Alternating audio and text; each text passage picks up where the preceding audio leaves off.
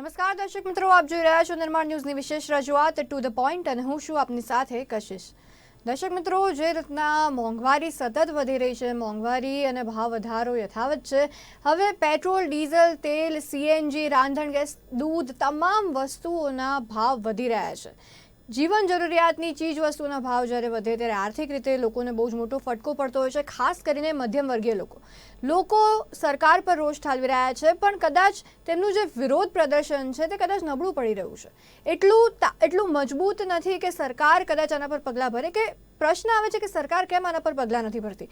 આટલી ફરિયાદો લોકો કરી રહ્યા છે, વિપક્ષ કરી રહ્યું છે, પણ આના પર પગલાં કેમ નથી ભરવામાં આવતા, એ પણ એક મોટો સવાલ છે. હવે મોંઘવારી કેવી રીતના તેને ઘટાડી શકાય, કેમ વધી રહી છે, વાસ્તવિકતા શું છે, તે તમામ વિષયો પર આજે આપણે ચર્ચા કરીશું આજની વિશેષ રજૂઆતમાં. અને આપણી સાથે ચર્ચા કરવા માટે ખાસ ગેસ્ટ ઉપસ્થિત છે ડૉક્ટર કાર્તિકેય ભટ્ટ, જે અર્થશાસ્ત્રી છે, અને રવિ દિયોરા, જે માર્કેટ એક્સપર્ટ છે. ડૉક્ટર કાર્તિકેય, રવિજી, આ બંનેનું કાર્યક્રમમાં સ્વાગત.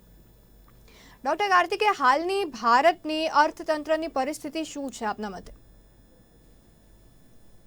હાલની ભારતની આર્થિક સ્થિતિ ખૂબ નબળી છે. આપણે બધી જ બાજુથી માર સહન કરી રહ્યા છીએ. આપણે એક બાજુ વૈશ્વિક મહામારી કોરોનાને કારણે ઉત્પાદન અને રોજગારીના પ્રશ્નોને સામનો કરી રહ્યા છીએ.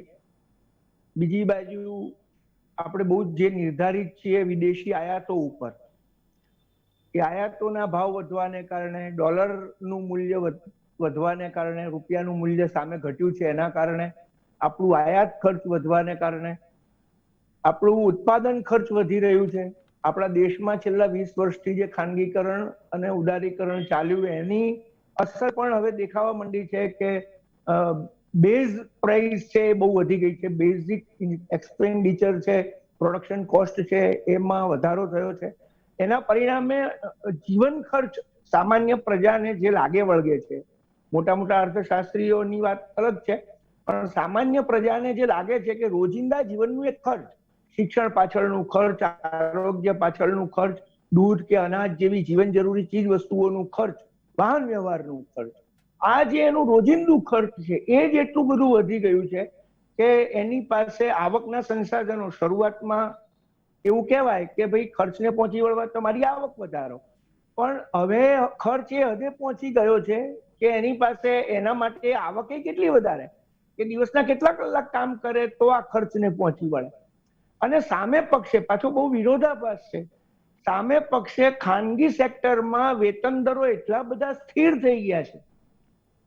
રોજગારી ખૂબ બધા કહે છે કે ખાનગીકરણ પછી રોજગારી બહુ જ વધી. હું માનું છું રોજગારી એઝ એ નંબર બહુ જ વધી છે, પણ જેને અમે સસ્ટેનેબલ એમ્પ્લોયમેન્ટ કહીએ કે જે રોજગારી દ્વારા માણસ પોતાના બાળકને ભણાવી શકે, પોષણક્ષમ આહાર લઈ શકે, એને રોજ માંદા નથી પડવું, પણ વર્ષે એકવાર એ માંદો પડે તો કમસે કમ એક સાદી સારવાર લઈ શકે, એને માટે એને જે વેતન મળવું જોઈએ એ વેતન એને મળતું નથી. ઇવન સરકારી નોકરીઓ ઉપર દબાણ પણ એટલા માટે જ ઊભું થયું છે કારણ કે ખાનગી ક્ષેત્રમાં નોકરી છે પણ આવક નથી, પગાર નથી. એટલે એક બાજુ પગાર સ્થિર અથવા ઓછો અને બીજી બાજુ વધતું ખર્ચ. આ પરિસ્થિતિ સામાન્ય નાગરિક માટે બહુ જ ખરાબ છે. પણ મારી વાત અત્યારે પહેલી પૂરી કરતા પહેલા હું કહી દઉં, આગળ એને આપણે આગળ ચર્ચીશું કે ઇવન લાંબે ગાળે અર્થતંત્રને આ જ બાબત નુકસાન કરશે કારણ કે પ્રજાની પાસે વપરાશપાત્ર રૂપિયા જ નથી. એટલે અપર સેક્ટર એમ માનતું હોય, ધનવાનો એમ માનતા હોય, બિલ્ડરો એમ માનતા હોય, સોનીઓ એમ માનતા હોય કે ઉદ્યોગપતિઓ કે નેતાઓ એમ માનતા હોય કે આપણને કોઈ વાંધો નથી, પણ એ વાંધો આ નાના માણસથી શરૂ થયેલો વાંધો તમારા સુધી પહોંચવાનો છે કારણ કે હવે મલ્ટીપ્લેક્સમાં ફિલ્મ લોકો નહીં જુએ, તમારા કરોડોના બંગલા લોકો નહીં ખરીદે, તમે ગમે એટલી ગાડીઓનું ઉત્પાદન કરશો એનો ખરીદનાર નથી. એટલે આપણે આગળ એની ચર્ચા કરીશું. આ મોંઘવારી બહુ વિકટ પરિસ્થિતિ ભારત સામે ઊભી કરીને મૂકી છે. બિલકુલ.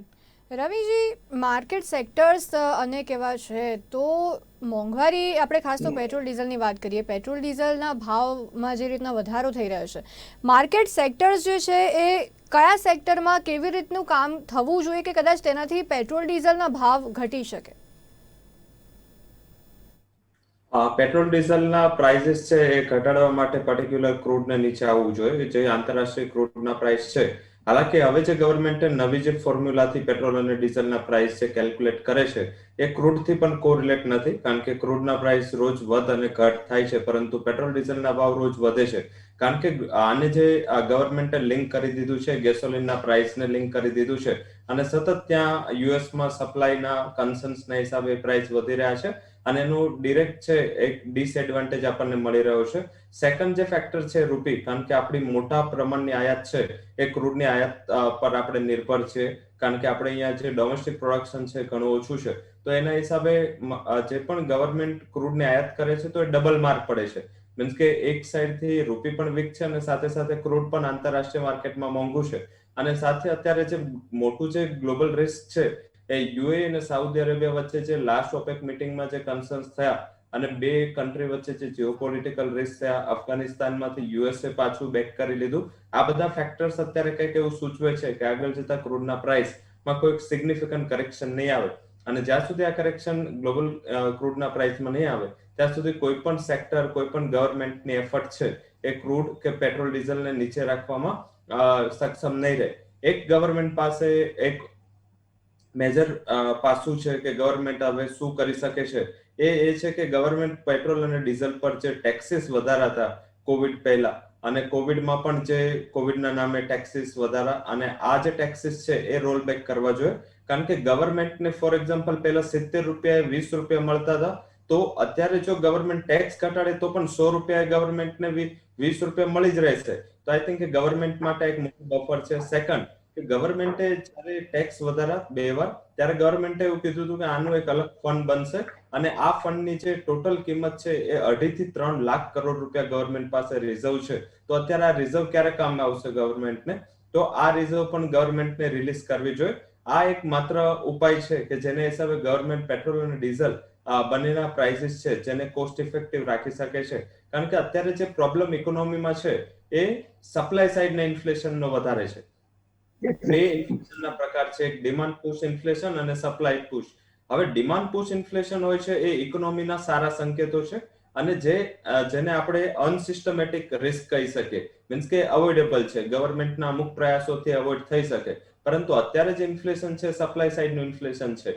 સપ્લાય સાઇડનું ઇન્ફ્લેશન છે એ હંમેશા ગવર્મેન્ટ માટે કે મોટા ઇકોનોમિસ્ટ માટે કે ફાઇનાન્સ મિનિસ્ટ્રી, કોઈ પણ વર્લ્ડમાં તમે ફેક્ટર લઈ લો એના માટે નેગેટિવ છે.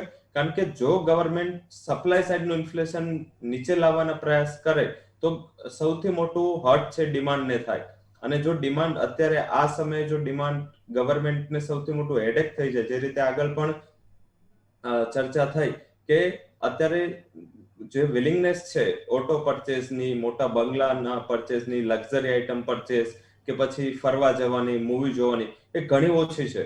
અને જો ગવર્મેન્ટ આમાં કઈ પ્રયાસ કે દખલગીરી કરશે તો મારા હિસાબે આ એક મોટું ઇકોનોમિક રિસ્ક ઊભું થશે. તો અત્યારે ગવર્મેન્ટ પાસે મારા હિસાબે કોઈ વે નથી. ગવર્મેન્ટ ડ્યુટી કટ કરે, અને સાથે સાથે ગવર્મેન્ટ છે એ આઈ થિંક કે જે મોટું પ્રયાસ થવો જોઈએ આગળ. કારણ કે અત્યારે શું છે કે આજે તમે મર્સિડીઝ લઈને પેટ્રોલ પુરાવા જાવ છો તો તમારો ટેક્સ એ જ લાગે છે. આજે તમે ઓડી લઈને જાવ છો તો તમારો ટેક્સ એ છે. આજે તમે ટુ વ્હીલર લઈને જાવ છો તો પણ તમારે એ જ ટેક્સ ભરવો પડે છે. તો આ એક સૌથી મોટું રિસ્ક છે. ગવર્મેન્ટ આના ઉપર નવી પોલિસીસ બનાવવી જોઈએ, ઇન્કમ લિંક પેટ્રોલ અને ડીઝલના ટેક્સીસ કરવા જોઈએ. આના સિવાય વર્લ્ડમાં આપણી પાસે પ્રોબ્લેમ રહેશે, કારણ કે ક્રૂડ છે એ મારા મત મુજબ અહીંયાથી વધીને $100 સુધી પણ ટચ થઈ શકે છે. જો જીઓપોલિટિકલ રિસ્ક ઉભા થયા યુએ અને સાઉદી વચ્ચે તો ક્રૂડના ભાવ પણ વધી શકે છે. તો જલ્દીથી આના ઉપર જો કંઈ નહીં થાય તો રૂપી અને ક્રૂડ આ બંને ઇકોનોમી માટે ઘણા મોટા રિસ્ક આગળ જતા આપણે જોઈ શકીએ છીએ. જી બિલકુલથી. ડૉક્ટર કાર્તિકે, જે રીતના પેટ્રોલ ડીઝલના ભાવમાં વધારો થઈ રહ્યો છે તેનાથી મોંઘવારી વધી રહી છે. તમામ લોકો એવું કહી રહ્યા છે કે પેટ્રોલ ડીઝલના ભાવ વધ્યા એટલે હવે ધીરે ધીરે બધી ચીજ વસ્તુના ભાવ વધી રહ્યા છે. આનું મુખ્ય કારણ શું?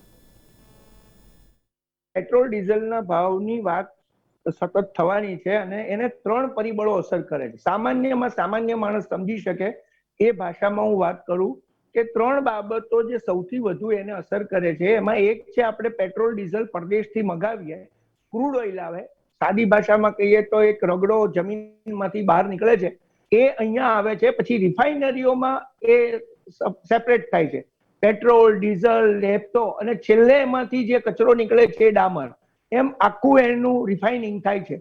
એટલે પહેલી વાત છે, પરદેશથી આપણને જે ક્રૂડ ઓઇલ મળે છે એ અત્યારે માનો કે 60, 65 કે $70 પહોંચ્યું.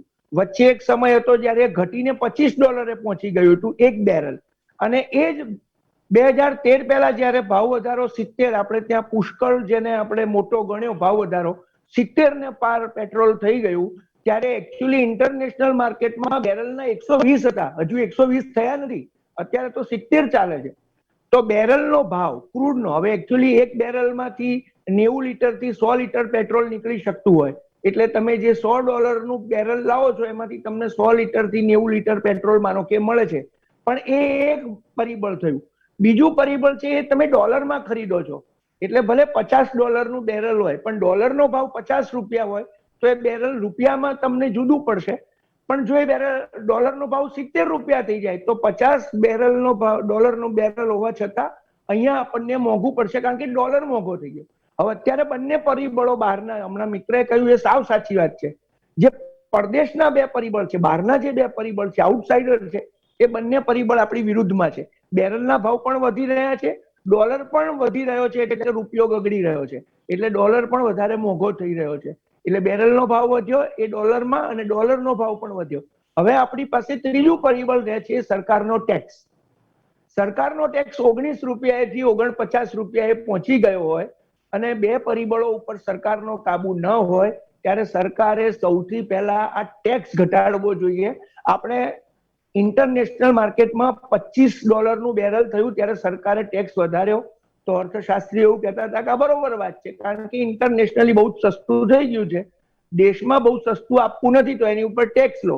સરકાર એવું કહેતી હતી કે ટેક્સના નાણાંમાંથી અમે વિકાસ કાર્યો કરીશું, એ ટેક્સના નાણાંમાંથી જ અમે એક્સપ્રેસ હાઈવે બાંધીશું, એ ટેક્સના નાણાંમાંથી જ અમે આમ કરીશું તેમ કરીશું. પણ જ્યારે અમને સૌને, અર્થશાસ્ત્રના આંકડાવાળા બધાને, બિઝનેસમેનને બધાને એવું હતું કે બરોબર છે, પણ જ્યારે આ ડોલરનો ભાવ વધશે 50 કે 60 થશે ત્યારે ચોક્કસ સરકાર આ ટેક્સ રિડ્યુસ કરશે. સેન્ટ્રલ ગવર્મેન્ટે આ ટેક્સ રિડ્યુસ કર્યો નહીં. બધી જ વસ્તુઓ જીએસટીમાં લાવવા છતાં પેટ્રોલ ડીઝલને આપણે જીએસટીમાં લાવ્યા નહીં, એટલે રાજ્ય સરકારો પણ આની ઉપર મોટો ટેક્સ વસૂલ કરે છે. એકચ્યુઅલી કેન્દ્ર 5 અને રાજ્ય 5 બંને ₹5 ઓછા કરે તો એ પ્રજાને લીટરે ₹10 ઓછા થાય.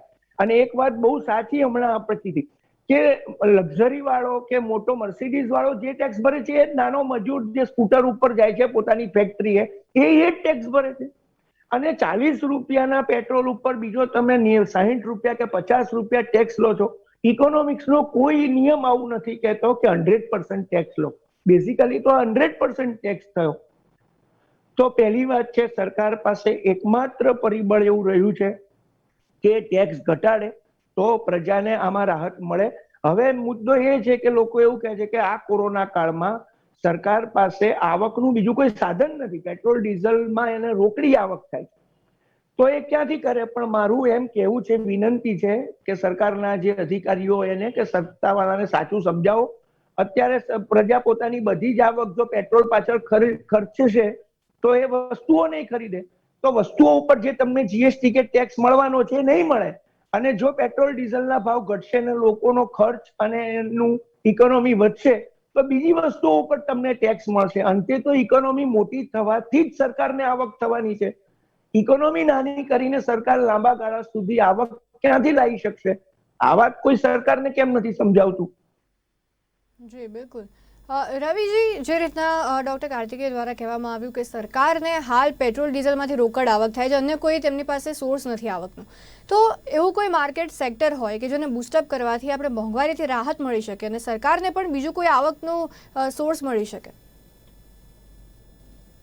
એક જ માત્ર આમાં ગવર્મેન્ટને જે ફાયદો કરવો હોય તો ગવર્મેન્ટ અત્યારે તરત જ જે એફડીઆઈ ના નિયમો છે કે એફઆઈએસ ના જે નિયમો છે કે જે બહારથી જે રોકાણ આવે છે, વિદેશી રોકાણ, એના નિયમોને સસ્તા કરે, સરળ કરે તો શું થશે કે મોટા પ્રમાણમાં ઇન્વેસ્ટમેન્ટ જે અત્યારે ફ્લો અટકી ગયો છે કદાચ જે આવશે, અને એ જો મોટો ફ્લો આવશે તો રૂપિયા આપોઆપ થોડો મજબૂત થશે અને ગવર્મેન્ટની જે કોસ્ટ ઓફ કેરી છે, કોસ્ટ ઓફ ઇમ્પોર્ટ છે, એ ઘટી જશે. તો મારા હિસાબે આ સૌથી પહેલો પ્રયાસ હોવો જોઈએ કે જ્યાં જ્યાં એફઆઈએસ એફડીઆઈ ના મોટા ફ્લોની શક્યતા છે ત્યાં ગવર્મેન્ટે ધ્યાન આપવું જોઈએ.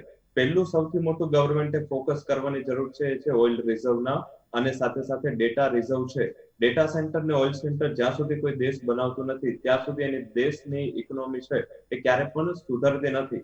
હવે ચાઇનાએ મોટા પાયામાં ઇન્વેસ્ટમેન્ટ કરી દીધું ક્રૂડ રિઝર્વમાં. જ્યારે ક્રૂડના પ્રાઇસ $50 નીચે હતા ત્યારે ચાઇને મોટા પ્રમાણમાં એને પોતાના સોર્સિસથી બીજે દેશોના સોર્સિસથી એને મોટા પ્રમાણમાં આયાત કરી લીધી.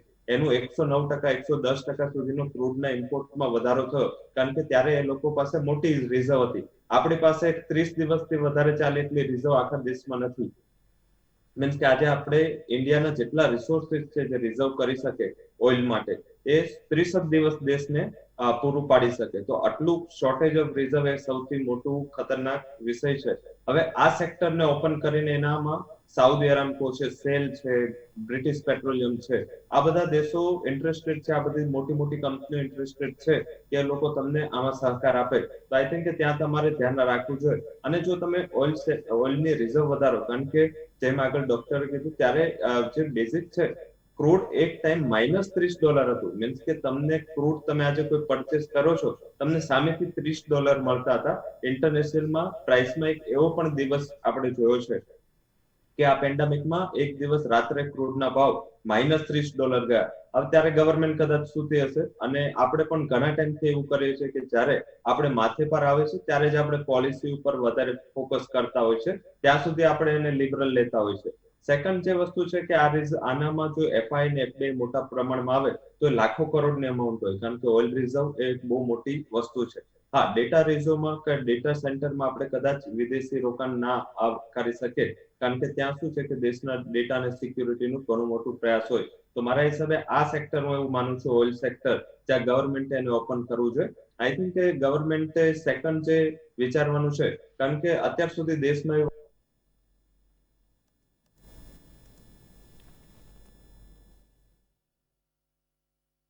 જે રીતના મોંઘવારી ચાલી રહી છે, મોંઘવારીના કારણે લોકો બહુ જ ત્રસ્ત થઈ ગયા છે. સરકાર કેવી રીતના મોંઘવારી માટે સરકાર દ્વારા પગલાં ભરવા પડે, કેવી રીતના સરકારે જે રીતના જ્યારે અર્થશાસ્ત્રી અને માર્કેટ એક્સપર્ટ દ્વારા કહેવામાં આવી રહ્યું છે કે કેવી રીતના સરકાર દ્વારા ટેક્સને પણ ઓછા કરવા જોઈએ. ટેક્સને જો ઓછો કરવામાં આવે તો સરકાર જ્યારે જે રીતના કામગીરી કરવામાં આવે ત્યારે કદાચ લોકોને રાહત મળી શકે. જ્યારે કોરોના કાળ દરમિયાન સરકાર દ્વારા જ્યારે ટેક્સ વધારવામાં આવ્યા હતા, કારણ કે ટેક્સ વધારવામાં સરકારની એકમાત્ર આવક જ્યારે કહેવામાં આવતું હતું કે પેટ્રોલ અને ડીઝલથી છે, ત્યારે સરકાર દ્વારા ટેક્સ વધારવામાં આવ્યા હતા. અને જ્યારે કહેવામાં આવ્યું હતું કે ચલો ઇન્ટરનેશનલી જ્યારે પેટ્રોલ ડીઝલનો ભાવ ઓછો છે તો કદાચ આપણે ટેક્સમાં થોડોક વધારો કરી અને એનાથી હાઈવેને તમામ વસ્તુઓ બનાવી શકીએ. પણ જ્યારે હવે ભાવ જ્યારે એટલો વધારે છે, ટેક્સમાં રાહત સરકારે આપવી જોઈએ, કારણ કે લોકો મોંઘવારીથી ત્રસ્ત થઈ રહ્યા છે. કોરોનાને કારણે જ્યારે લોકોને આર્થિક રીતે ફટકો પડી રહ્યો છે, જેવી રીતના ડૉક્ટર કાર્તિકે દ્વારા કહેવામાં આવ્યું હતું કે કદાચ જો હવે જે રીતના નાના લોકોથી શરૂ થયેલી આ મોંઘવારીનો જે કિસ્સો છે, જે નાના લોકોથી શરૂ થયો છે, મોંઘવારીનો માર જે તેમને પડી રહ્યો છે, હવે તેમનાથી જ્યારે આ શરૂ થયું છે ત્યારે તેમના દ્વારા લક્ઝુરિયસ વસ્તુઓ નહીં ખરીદવામાં આવે. લોકોને પણ જે તેઓ જે રેસ્ટોરન્ટમાં જતા હોય, બહાર ફરવા જતા હોય, તે તમામ વસ્તુ તેઓ ઓછી કરી દેશે, તેઓ સેવ વધારે કરશે, કારણ કે તેમને મોંઘવારીનો ડર છે. ત્યારે મોટા લોકો જે છે, તે જે મધ્યમવર્ગીયથી ઉપરના લોકો આવે છે, જે શ્રીમંતો છે, તેમને પણ આનાથી એટલો જ આર્થિક રીતે ફટકો પડી શકશે. કારણ કે જો મધ્યમવર્ગીય નાના લોકો છે તેમની આપણે કહી શકીએ વધારે તેઓ મોટાભાગના તેઓ ભારતમાં વસે છે. તો જ્યારે વધુ પ્રમાણમાં તેવા લોકો હોય અને તેમના દ્વારા જ્યારે સેવિંગ કરવામાં આવતી હોય અને જ્યારે તેઓ આ જે લક્ઝરિયસ વસ્તુઓ છે, જે મૂવી છે કે રેસ્ટોરન્ટ છે, તેમાં તેઓ ના જતા હોય, ત્યારે વધુ પ્રમાણમાં જ્યારે લોકોનું આવું કરવાથી જે શ્રીમંતો છે, જે આપણે કહી શકીએ જે ઉદ્યોગપતિઓ છે અને તમામ બિઝનેસમેન છે, તેમના દ્વારા તેમને પણ આવી રીતનું મોટું નુકસાન થશે અને તેમની પણ જે આર્થિક જે તેમને જે ડેલી આર્થિકમાં જે રીતના આર્થિક રીતે જે તેમને લાભ થતા હોય છે, જે આર્થિક રીતે ફટકાનો સામનો તેમને નથી કરવો પડ્યો હજી સુધી, તે આગળ જઈને કદાચ કરવો પડી શકે છે. તેમના માટે પણ અર્થતંત્ર ખરાબ સાબિત થઈ શકે છે. તો જે રીતના આંતરરાષ્ટ્રીય બજારમાં ક્રૂડ ઓઇલની કિંમતમાં ઝડપથી વધારો થયેલો છે, જે રીતના માર્કેટ એક્સપર્ટ દ્વારા કહેવામાં આવ્યું કે આંતરરાષ્ટ્રીય જે રીતના તમામ જે ક્રૂડ ઓઇલમાં જે ભાવમાં વધારો થયો છે, તે વધારો તો થઈ રહ્યો છે, સાથે ઘણીવાર ઘટાડો પણ થઈ રહ્યો છે. પણ ભારતમાં પેટ્રોલ ડીઝલમાં સતત વધારો જ નોંધાયો છે. એ સતત વધારાને કારણે મોંઘવારીનો માર જ્યારે લોકોને પડી રહ્યો છે, લોકો ફરિયાદ કરી રહ્યા છે કે હજી કેટલી મોંઘવારી. હવે જ્યારે ગુજરાતની આપણે વાત કરીએ, ગુજરાતમાં પેટ્રોલ ડીઝલના ભાવ વધતા જ રહ્યા છે અને હવે 100 રૂપિયાની નજીક જ્યારે પેટ્રોલનો ભાવ પહોંચવાનો છે, આજનો ભાવ આપણે પેટ્રોલનો ગુજરાતમાં વાત કરીએ 98 રૂપિયા થઈ ગયો છે, તો હવે સવાલ એ આવે છે કે હજી કેટલી મોંઘવારી, હજી કેટલા ભાવ વધારાનો સામનો લોકોએ કરવો પડશે, સરકાર ક્યારે ટેક્સ ઓછો કરશે, સરકાર ક્યારે અન્ય માર્કેટ ક્ષેત્રોમાં તેમનું રોકાણ કરશે કે અન્ય જે તમામ જે તેના પાસા છે તેને ખોલશે કે પેટ્રોલ ડીઝલના ભાવમાં ઘટાડો ન થાય. હજી કેટલી મોંઘવારી લોકોને સહન કરવી પડશે તે પણ એક મોટો સવાલ છે, કારણ કે જે વિવિધ માર્કેટ સેક્ટરોમાં કદાચ સરકાર દ્વારા જો ધ્યાન આપવામાં આવે, રોકાણ કરવામાં આવે તો તેની અસર ખૂબ જ સારી એવી પડી શકે છે. અને પેટ્રોલ ડીઝલમાં જ્યારે ભાવ વધતો હોય છે ત્યારે તમામ જે વસ્તુઓ હોય છે તેમાં ભાવ વધી જતો હોય છે અને લોકોને આર્થિક રીતે બહુ મોટો માર પડતો હોય છે. લોકો સરકાર પર રોષ તેમનો ઠાલવે છે, પણ ક્યાંક લોકો પણ નબળા પડી રહ્યા હોય એવું લાગે છે. વિપક્ષ દ્વારા પણ જ્યારે અનેકવાર વિરોધ પ્રદર્શન કરવામાં આવતું છે, સરકારની આંખ નથી ખુલતી, તો કેમ સરકાર દ્વારા આવા પગલાં લેવામાં આવી રહ્યા છે, કેમ સરકાર મોંઘવારી વિશે કંઈ નથી કરી રહી, કેમ પેટ્રોલ ડીઝલના ભાવ જરા પણ નથી ઘટી રહ્યા, તે એક મોટો સવાલ સામે આવે છે. એના પર આપણે ખાસ ચર્ચા વિચારણા કરતા હતા. તો જે રીતના પેટ્રોલ ડીઝલમાં કેવી રીતના ભાવ વધી રહ્યો છે, યોગ્ય પગલાં લે કે તેનાથી પેટ્રોલ ડીઝલના ભાવ ઘટી શકે કે મોંઘવારી ઘટી શકે, તો એક સવાલ સામે આવે છે.